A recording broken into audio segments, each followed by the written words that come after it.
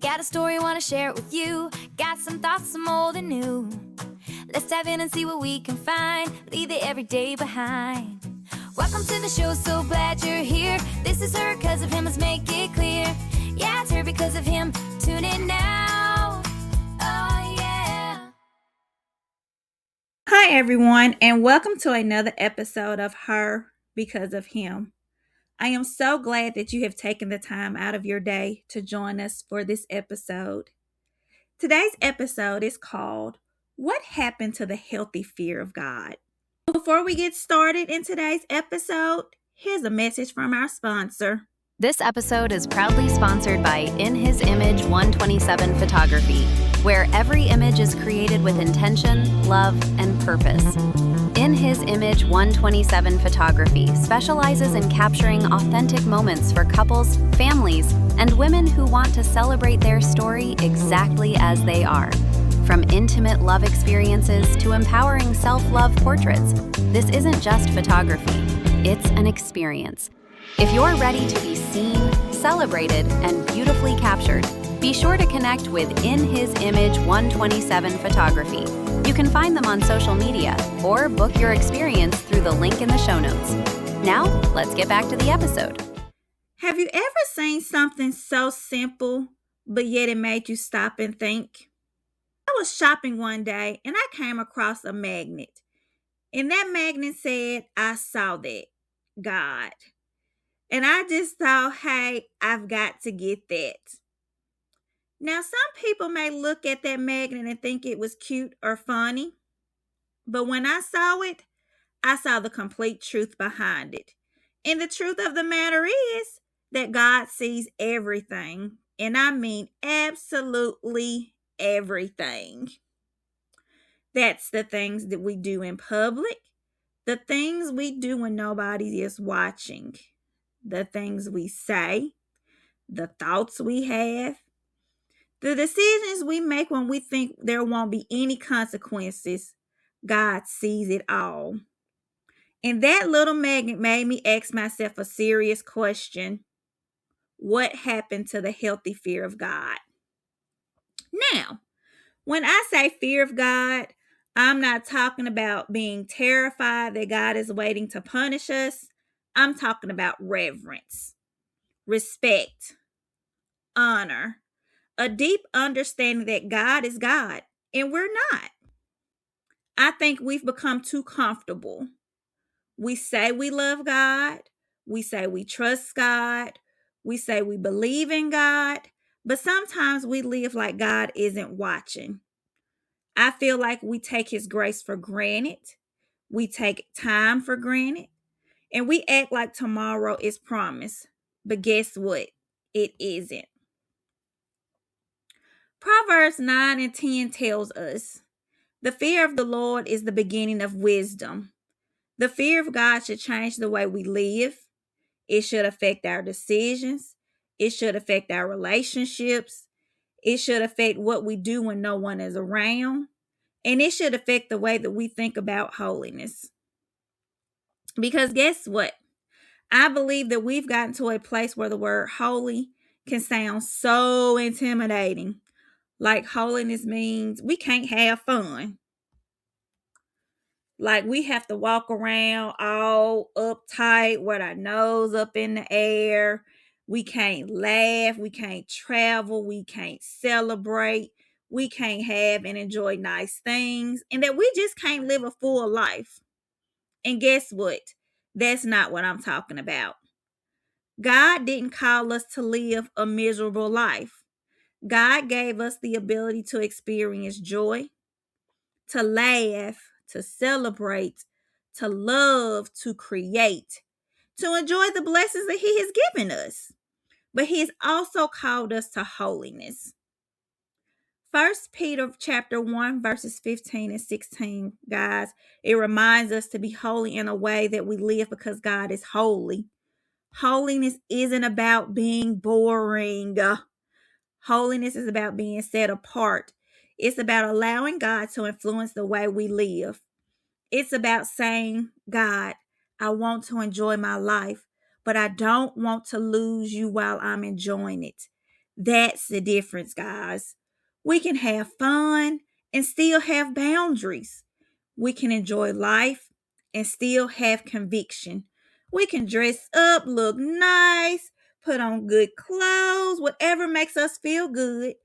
We can still do those things. We can go on vacation. We can go to dinner. We can dance and laugh with our friends. We can celebrate our accomplishments. We can enjoy the blessings that God has given us without making those blessings more important to us than the one who gave them to us. Holiness doesn't mean living an uptight life, it means living a purposeful life, a life that says, I belong to God.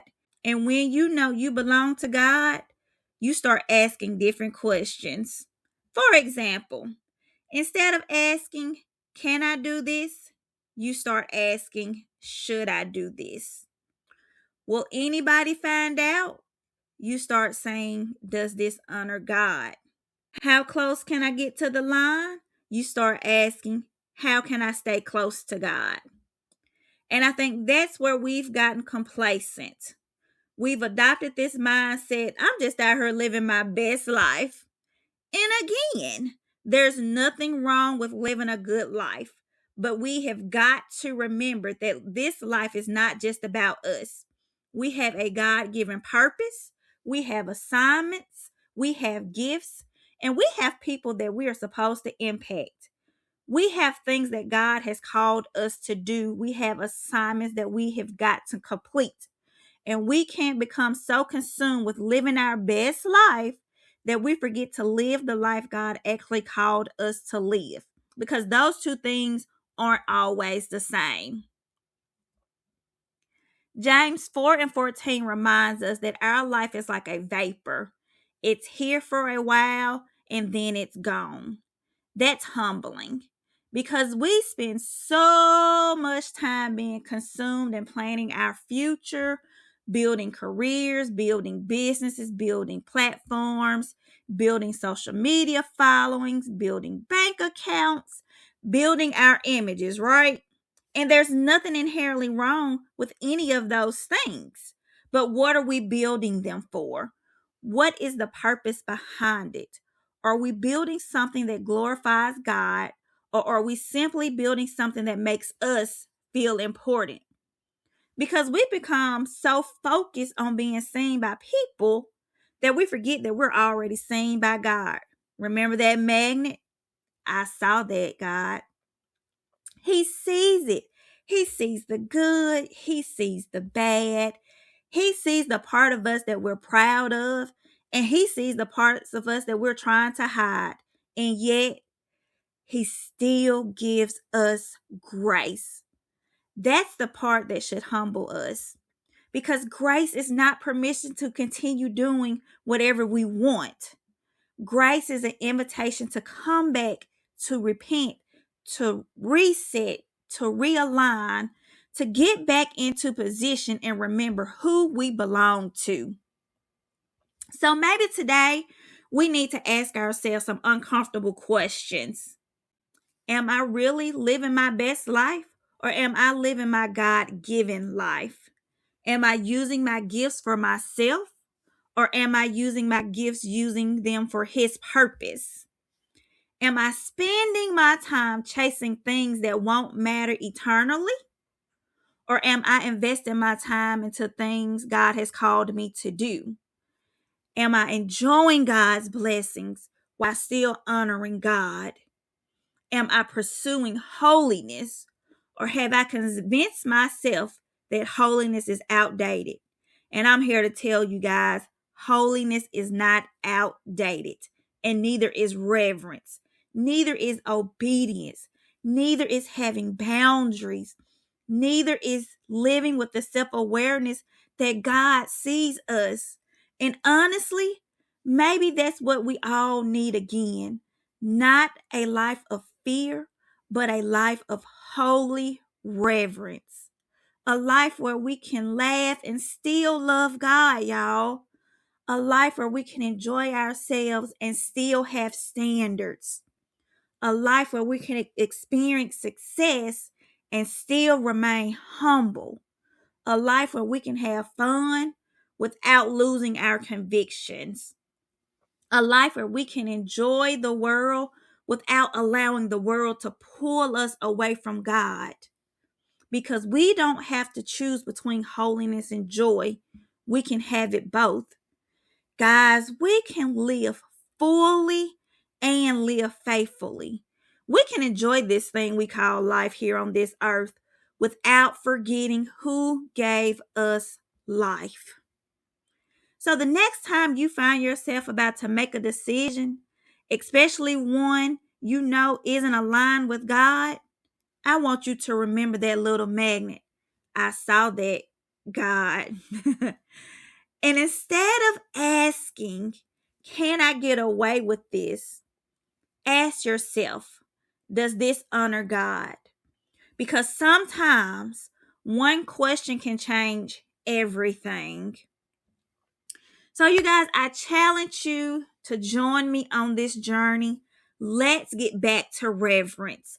Let's get back to holiness. Let's get back to purpose. Let's stop taking God's grace for granted. Let's stop taking our time for granted. And let's remember that our goal isn't simply to just be out here living our best life, but our goal is to live the life that God has called us to live, you guys. Stay rooted, stay purpose driven, stay close to God. Until next time, keep walking in purpose, keep growing in faith, and keep becoming who God has called you to be. Hope to see you soon.